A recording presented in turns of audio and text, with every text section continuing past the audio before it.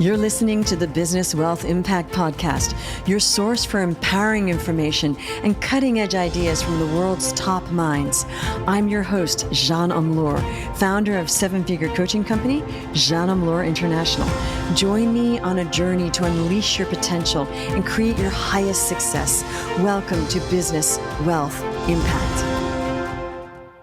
Hello and welcome to another wonderful show. Today we have Tom Pierce, who is the president and founder of Integrated Information Systems. And Tom has dedicated and focused his career on the pursuit of trustworthy clarity and practical understanding of information, which he believes is the light of all human pursuits. Welcome, Tom. Thank you so much. It's great to be with you. Yes, it's wonderful. I'm very, very keen to dig into what your topic for us is today, and that is how to navigate technological disruption in companies. Now, this is so needed. So, Tom, why don't we just sort of lay the groundwork down first to explain to people like what are the disruptions going on in tech in companies currently? Certainly. The one that comes top of most people's minds these days is the insertion of artificial intelligence, not only into our daily lives, but certainly where does it belong in the business landscape? And it's significantly disruptive, not only because it is so new and so powerful, but also because it is unknown. There's a lot of uncertainty involved in the impact. A parallel stream is the movement to cloud computing, being people being pushed to the cloud with similar issues of trustworthiness, reliability, of putting all of my data on the cloud. And then just a third undercurrent, parallel but reinforcing the other two. There's a very significant generational change, certainly in the US, I think in most Western cultures, where the very large population centers of you could say the boomers and the millennials, that there's, some people are calling it the biggest transfer of wealth. I would say also the biggest transfer of power over businesses, small businesses in particular, in our nation's history. So all these currents are coming together in a very tumultuous way. Okay, let's just let people have a deeper understanding of that. When you say the biggest transfer of wealth, we've heard that a lot. And I think that a lot of people don't really know what that means. And when you say the biggest, transfer of power, they probably also don't really know what that means. Could you just explain to people in basics, what is that transfer of power and wealth, and who's it transferring to, and what does that mean? Certainly. So I think it's a fairly common understanding that about half of the jobs in the US are with small businesses. And there was a huge boom, 30 or 40 years ago, about the same time I started my business, of young people starting their own businesses, building them up. An awful lot of startups in Silicon Valley and elsewhere have thrived. Of course, for everyone that thrives, a lot have failed. But for those that have thrived, there's been accumulation and a concentration of wealth. Well, as the people that founded those companies and built that wealth move into retirement years and start doing their estate planning and write their wills, that wealth is going to go somewhere.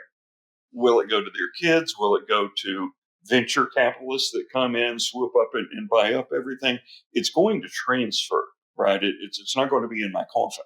So the significant amounts of people reaching retirement age or even beyond retirement age and reaching end of life, that wealth is going to transfer either by proactive decision making and estate planning, or by default through other power struggles, etc. And the money and the power are parallel to each other, but not the same, because as people age and they tend to lose touch with modern ways. And so there's this really large contingent of people in their 30s, 40s, even early 50s that are anxious to take charge of companies that are still dominated by people in their 60s and 70s. And so those battles are ongoing at the same time. Okay, so that's what the disruption is that we've got Yeah. these people that have built well, there's several things going on here. We've got people that have done well, that Yep. what you're saying is that critical mass of wealth is bigger than Yep. before, ever. And Yeah. there's going to be a moment where they got to pass that on because of all of these actually historically high returns. And it's true that companies didn't make billions of dollars before. So I'm Right. getting it. So that collected, we got this collection of wealth, cash, whatever assets, that's going to transfer. But there are issues. And we say in French, there's oil in the water, meaning they're not mixing, right? So there's Yes. some oil in the water here with the transfer and how to make that Absolutely. happen. Is that what's going on? Absolutely. And you can even get down to that. I'm so glad you mentioned the French. I studied in France for a semester. But anyway, even the language barriers. You know, I've heard people say English is a weak language, and I think I'm beginning to understand what that means. When I say something and my sons say something, we don't always hear what the other one means. Words are changing in their meanings and their associations, connotations, etc.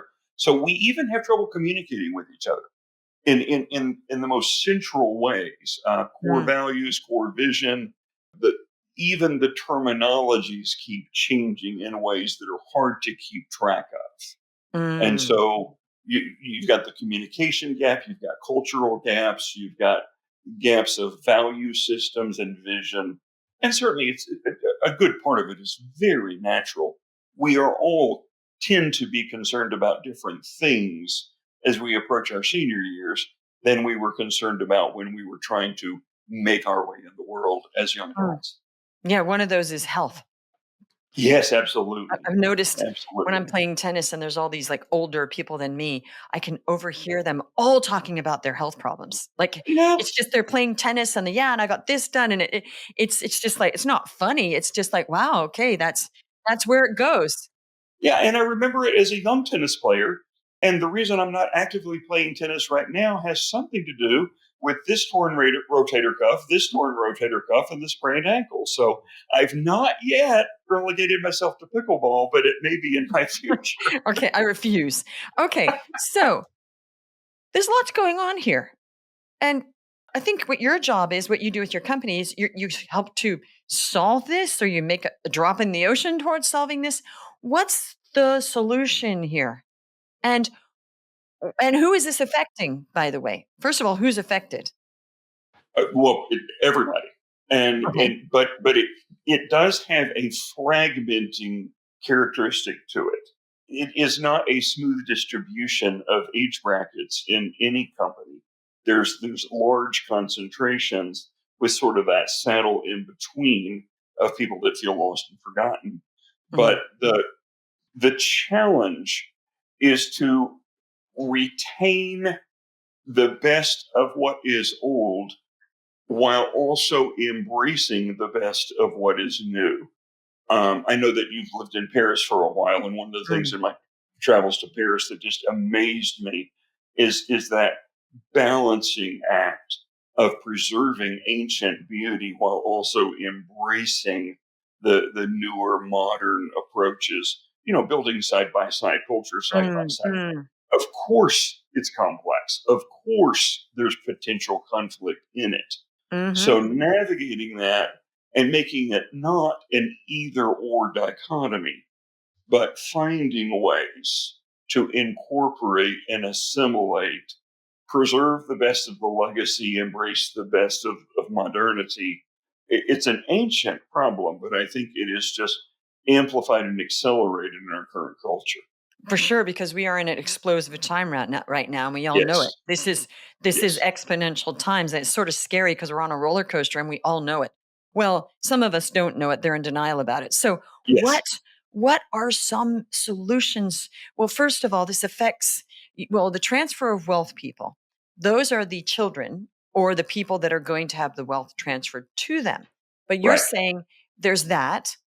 Okay, so those are the people that this concerns, but it also concerns the whole workforce. exactly, Okay, so you're saying we've got to figure out how to blend the new with the old in a very masterful way. Is that what you're saying? exactly, Okay, exactly. what's the beginning? This is a really big, like huge job here. How do people start on this? How do they even, you know, get So, started? from my perspective, you have to be well grounded in what the past truly was, because it gets reinterpreted and taught in different ways. I've had the distinct advantage of working in the same environment. The job itself changes around me, but working in the same essential plant, same Mm, purpose for mm, 40 years. So remember quite distinctly when I was the youngest guy in the room, when mm, everybody else in the room had gray hair and tended to mm, dismiss my ideas because I was so young. And I mm. still remember the first day I went to a meeting and I went, oh my gosh, I'm the oldest guy in the room now. And Wow. so when did Mm, that happen? Well, it happened gradually. Well, mm, one of the things I learned, and I think it was very largely due to the influence of my father and his friends and some adults that I've had around me, teachers, that really instilled in me the value of conserving, preserving, and carrying forward. So I, to this day, still meet once a month for 4 hours with the people who taught me 30 years ago. mm. I think the oldest among them is 75. And Oh, okay, great. So let's share with people what have you been doing? What is that job that oh, you have your own company now, but you worked in yes. defense. How did you get to this? Okay, so it started as a part-time job while I was in grad school in seminary, and so I got a part-time job due to my math major, due to my Army background, in helping a defense contractor implement software. And so I Mm, was this young whippersnapper that kind of did things quickly, but then I started kind of getting a little bit moved up to supervising a few people. And then I just started really being disgusted by the way the company I worked for was treating my staff and my clients. And so after about 7 years of suffering through that, I finally started listening to the advice of my trusted mentors that I could do this myself. It scared me mm. to death. But I hung out my own shingle, took the risk, quit my job, competed for the next version of the contract I had been working, and won it, and at a significant discount. And I changed company policies, et cetera. And just, I have been supporting that client for over 30 years now as their personnel changed. Oh, okay. So you don't actually work for them, it's one of your clients. No, not employee. I'm a contractor, one that Subcontract. works for Oh, them just I to, understand. Okay, so what you're saying, and now you are helping people deal with these transitions, is that what you're doing? yes, Okay, absolutely. so what's one thing that people can do apart from just understanding, because that's vast. You have to Right. understand it. Let's say they understand it. Okay, we understand. Yep, Joe Blow over there, he's older than I am. He has different views. We speak differently. He doesn't even know how to use social media. And I want to do things my way. He wants to do things his way. How do we do it? Two things. One of them's digital, and the other one's human. Mm, On the digital side, get rid of the dichotomy between keep or replace. It's not a dichotomy. You don't have to bulldoze the whole block and rebuild everything. You can preserve what is still valuable and create room for what is new and innovative. What mm, scares most people is how difficult it is to make those technologies work together. Thus, the name of my company, Integrated Information Systems. mm, Old systems and new systems can be designed, configured, customized to blend well together. There's an mm, incredible human parallel. Avoid the dichotomy of complete change in the leadership, culture, philosophy of a corporation. Cultures change slowly, even in small businesses. I was talking with some consultants from Price Waterhouse years ago that they were installing a completely new enterprise software package.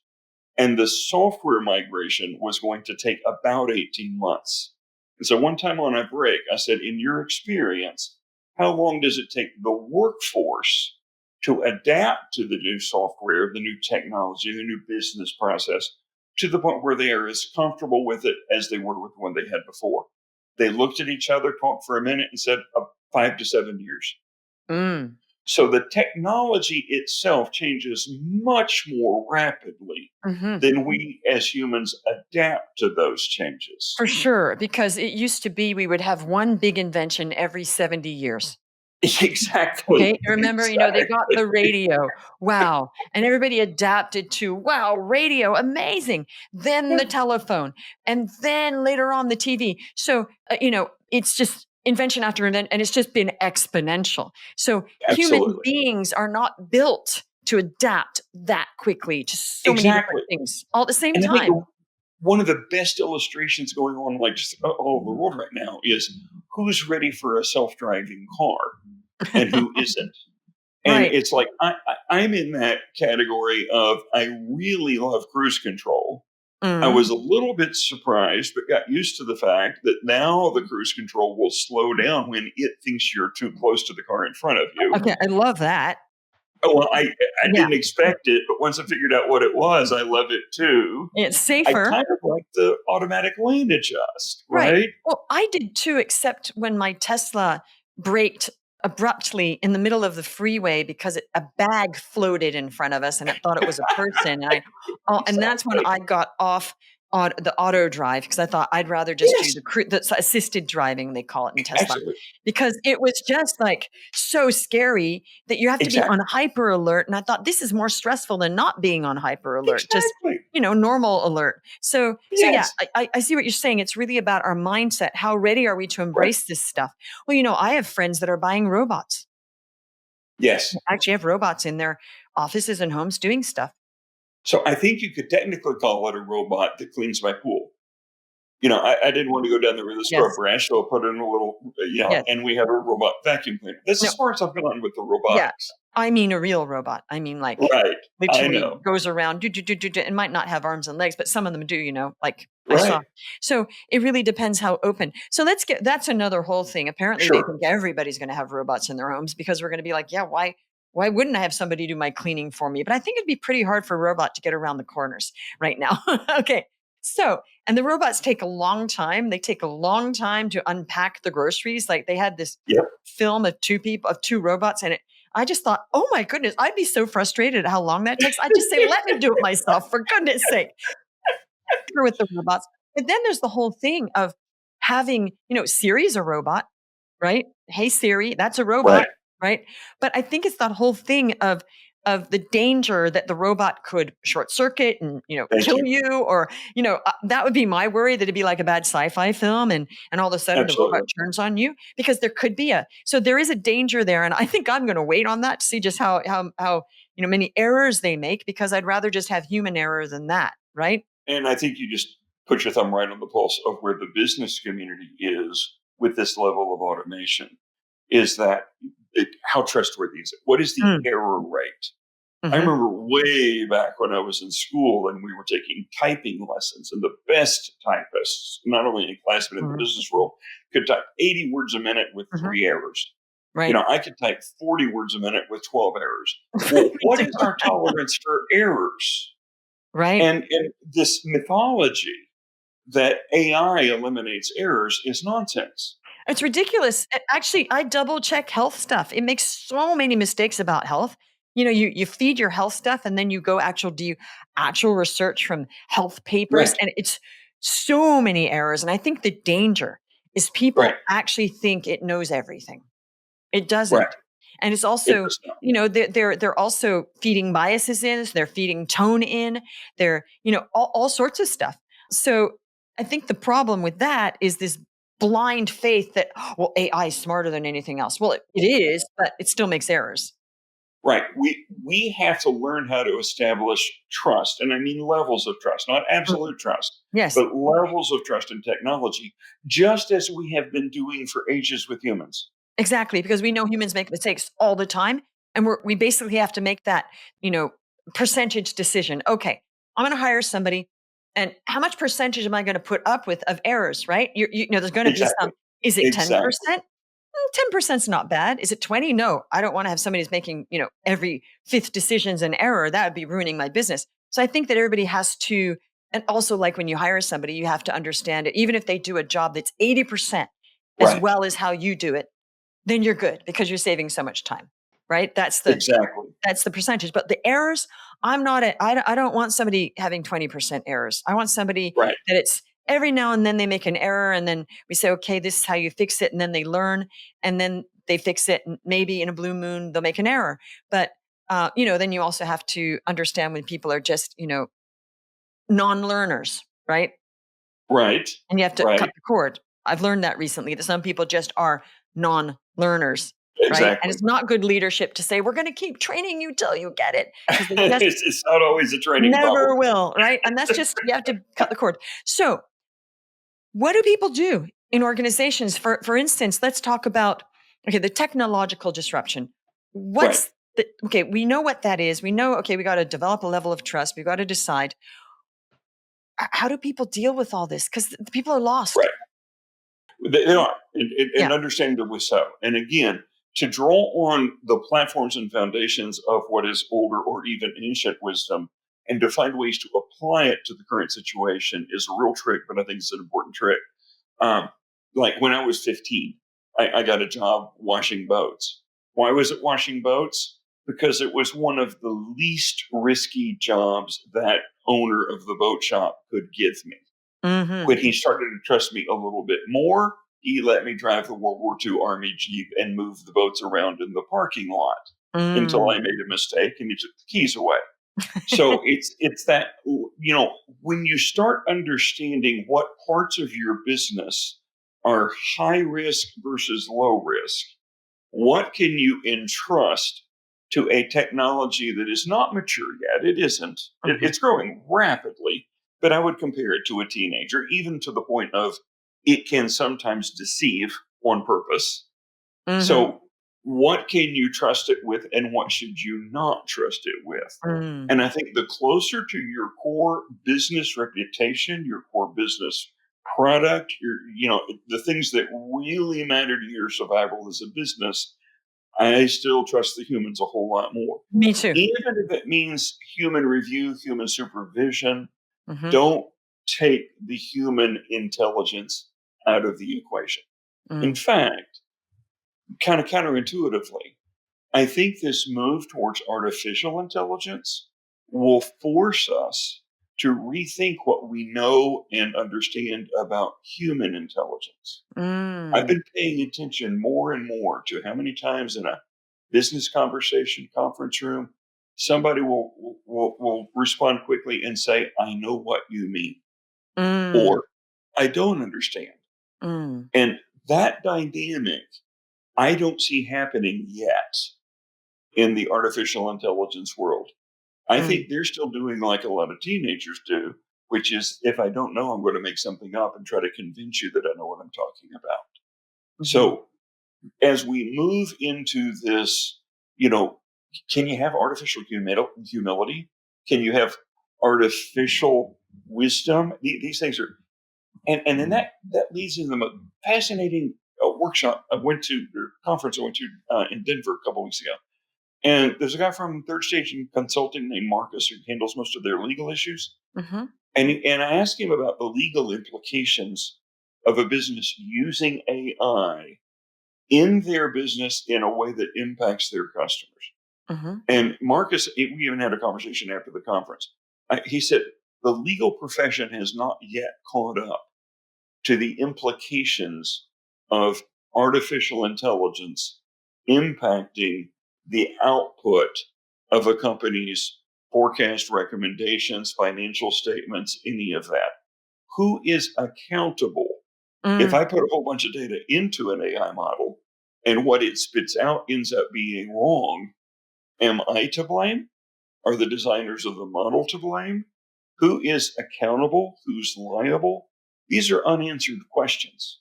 For sure, and I've heard a lot of that, and it's dangerous because I think people are just blindly automating things and they're not really they got FOMO, big time FOMO. Let's just use Exactly. AI and let's use as much. But I think that you just put that's the finger on the pulse right there. Legally, Right. where's the liability? They were even talking about the legal liability of a Tesla crashes into Hmm. somebody. Remember that? Well, whose Exactly. fault is it? The drivers or Tesla's? Right? Because it's central. Exactly. So, whose fault is it? somehow there haven't been too many problems with that, I don't think, or maybe there are, and they're just pushing them maybe there's a lot of gag orders going on. I don't know. But the point is that you're saying, where does the buck stop? Right. Yeah. Exactly. And Yeah. and I don't think we're anywhere close to getting away from the owner of the company is Mm, responsible for everything that comes out of that company. You mhm, know, my home is on the line for my company's financial performance. mhm, To whether I use digital intelligence or human intelligence in any combination, I cannot delegate or automate my mm, responsibility for for what sure. happens in my company. Yes, yes, and I think there's people trying to just get it. They're being told, "Just get the AI agent is gonna do everything for you." I'm like, "Well, no."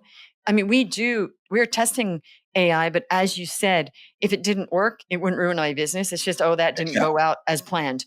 Let's fix it." And we are doing some AI, and it's not working. It works for a day, and then we look at it all, and it unplugs, and, you gotta fit the different things together, and I don't do that, of course, my developer does, but it's all new for him too.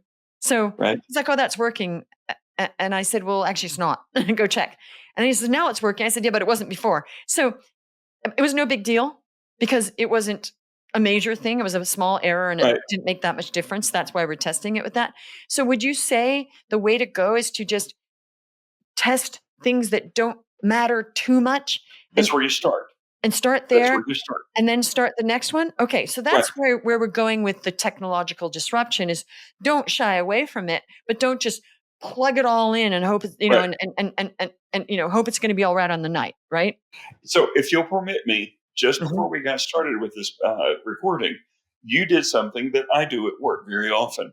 Mhm. You plugged in an Ethernet cord to your computer. Mhm. Why? Because the Wi-Fi can be a little bit flaky sometimes. Yes.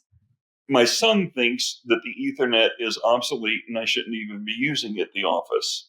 I Mhm. still have my LAN cables. So Okay. at some point, the LAN cables the Ethernet cables I will no longer reach for because I no longer see a need for them. Mhm. Let me do that when I trust the Right. Wi-Fi that much. Don't Right. take my Ethernet away from me. No, well, the thing is, my internet, even though I pay for the highest one, is spotty sometimes, and Right? it could ruin our interview. And we all know Exactly. that podcasters, if they really want to, get the best connection possible, plug into the Ethernet. We all know that, Exactly. right? So your Exactly. son isn't a podcaster, and he's like, it's okay if it's going in and out. Nobody cares. So it depends on what you're doing and what that Exactly. quality needs to be, right? Exactly. And that's you got to know your own business know well enough to know what's critical and what's peripheral. Right. And like for me, this would not be true for you. You're in a different business than I am. But for me, marketing content, visual graphics, these are very peripheral to the business I do. Now, I still want human review on it. I Mm. want to make sure it's not deceptive, not wrong, not error filled. Mhm. But I would not mind if you can use the word delegating some of those tasks to an AI model. I haven't Mhm. yet, but I'm Mhm. not there yet, but that's where we're moving. Right. But am I going to put an AI model in the cost analysis that I present to my client that they're going to present to the Securities and Exchange Commission? No, I am not. No. So that's how we're Uh, integrating. We're integrating right, and that's by forward facing, important, valuable, critical work right, right, must be human reviewed, right? right. And then other stuff that is really just task stuff that we could figure out, and hopefully it eventually does work every day and not Mhm. every second day. We can do that, and that's hopefully going to get better. But even Yeah, automations, that was AI when we were doing automations before we were calling it AI, right? right, exactly. Automations, people say, "Oh, completely automate your business." And I remember thinking, no, because every single person I knew that was supposed to have something automated, they'd always say, "Oh, that was supposed to be automated and it didn't work." And I thought, "Oh, we're not there yet, right? We're still not there." But certain automations, of course, work, but then they don't work, right? It's no big deal, no biggie, but Right. it's not going to be 100%. But if we're saving so much time, fine. Okay, so now we got the technological disruption. That's kind of like Right. dip your toe in the water. Look at what's not forward facing and not hypercritical. You can Right. start getting AI to do that, and all of that stuff. But now, what about the I won't say old people, the more senior people, Sure. right, who are trying to communicate. A lot of this is coaching people on human communication. It is, and but even more than that, cross generational understanding.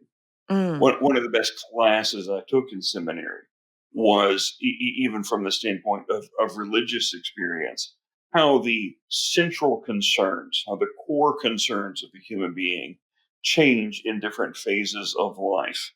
One little example that's easily expanded is when I first brought on my son and let him hire the people he wanted to hire, he tended to hire people younger than himself. Normal. I'm not going to explore into that. Was that ageism? Maybe, but he did. So that had an impact on our health insurance premiums. Why? mm, Young single males, most of whom were still under their parents' insurance. They were not costing my company very much at all for health insurance until they started getting married and having children. And mm, then what benefits they got from the company mattered more. The health mm. insurance, the flex in spending. So do they understand? Do the young people understand that people my age are worried about things like my retirement account and Yes. the dividends on shares? So even at a board meeting, the different ages and phases of life will impact what's important to people. Mm. And there's something about business that just seems to bring out the competitive worst in many of us, that we are put at odds with each other. And I think I'm not. We talked about tennis and pickleball, right? I'm competitive. I don't mind encouraging competitiveness, but Mm, I don't want the destructive kind of competitiveness. mm, That I don't want the company to do things that favor your age group. I want them to favor my age group. Of mm, course, you could have the same conversation about any demographic category you choose. mhm. But surely by now we are starting to learn that corporate leadership at every level of leadership involves seeing things from other people's perspectives. Very difficult to do when the gaps are very large, when you have no basis of understanding things from the other person's perspective. And it's human. It's very, very hard to put yourself in somebody else's shoes. I mean, I remember when I was younger, there was no way I was going to understand when I was 20 what that is like for a 75-year-old. You can't. Right, You right, haven't lived. When you get a little older, you start to see, okay, I see where this is going now, right, and you're seeing it. And I was playing tennis yesterday with a bunch of people that were older than me. Okay. right, And I was kind of like, okay, this is kind of fascinating because they're not that much older than me, but they definitely aren't working anymore. They're, and a lot of them could hardly run, but they're still out there playing tennis. And okay, there we have it. And I was trying to think, what's that like for them? They're not working anymore. They're just right, leisure time. Their health's starting to decline. They're much more interested in getting together with other people. You could tell because they don't right, have any work peers. You could see that. right. Um, and everybody likes that, but it becomes, I think, more time makes them really need that more, right? Like It does. they cherish that. You could see they were like, wow, we're playing tennis together. Um, and that's interesting because I think when you're younger, it's like, you could join a club or not, and you have your friends. And Yeah, I think as the older people get, then they don't have work peers. So then it's all exactly. about like their husbands or wives or families or people they're meeting. And I, Hmm. I think that connection is harder when you're older because you're often not in good Yes, health too, right? absolutely, absolutely. Yeah. Now you mentioned the tennis, and that gives me another keyword that I think is extremely significant to bridging this gap, Mhm. and it's the word pace. Mm, I cannot work as fast as I used to work and still be as reliable. mm, But if I and it's been tough for me as I learn to slow even the pace at which I talk and slow the pace at which I attack problems, I can retain the reliability and trustworthiness even if the volume of output goes down. So back to the tennis metaphor. mm, When I was a teenager, I would spend probably 2 or 3 days a week at the public tennis courts. Mhm. And there was one gentleman that was there every day. He Mm. was still playing tennis in his 80s. Mm. He couldn't run. He couldn't walk fast. He shuffled. Mhm. But he had been playing tennis for most of those 80 years, and he knew where I was going to hit the ball before I did. Right, because of strategy. He Yeah. was there. He didn't have to run. And Experience. now Yeah. I see younger people on the court next to me just hitting the ball as hard as they can, sprinting as fast as they can, spending all kinds of energy that I Mhm. don't have, and Mhm. not necessarily accomplishing more. They've got Except they're getting energy to fit. A lot burn. of us just wanna play it just to run Exactly. around, right? So, Exactly. well, listen, this has been very interesting, Tom, and thank you for coming and sharing all that with Certainly. us. So basically, it's just human empathy and understanding that, you're not the only kid on the Yes. block, and there's other people and they're older, and let's try to get some understanding and work together. Right. That's kind of it, Right. right? Exactly. And if there was like one mantra that has just guided my business from the very beginning and my personal life, it's promote understanding. Mm. Okay. That is the central goal. And I do believe that there is a tangible business outcome from that. Well informed managers make better decisions. For sure. When Okay. you promote understanding throughout your corporate culture, everybody, not just the CEO, everybody makes better decisions, better not only for the bottom line, but better for the culture, better for the environment, better for the health and welfare of all concerned. Amen to that. Okay, so thank you for turning up. What's one quick philosophy or mindset that you live by just to, you know, close the show with it? Preserve ancient wisdom and embrace change. Okay, I love that. The old and the new together and all in harmony. Thank you so much again. And if you're listening and you thought this was great, why don't you subscribe or even leave a review? And we hope to see you on another show or 10. Take care. Bye. You're listening to the Business Wealth Impact Podcast, your source for empowering information and cutting edge ideas from the world's top minds. I'm your host, Jeanne Amlour, founder of seven-figure coaching company, Jeanne Amlour International. Join me on a journey to unleash your potential and create your highest success. Welcome to Business Wealth Impact.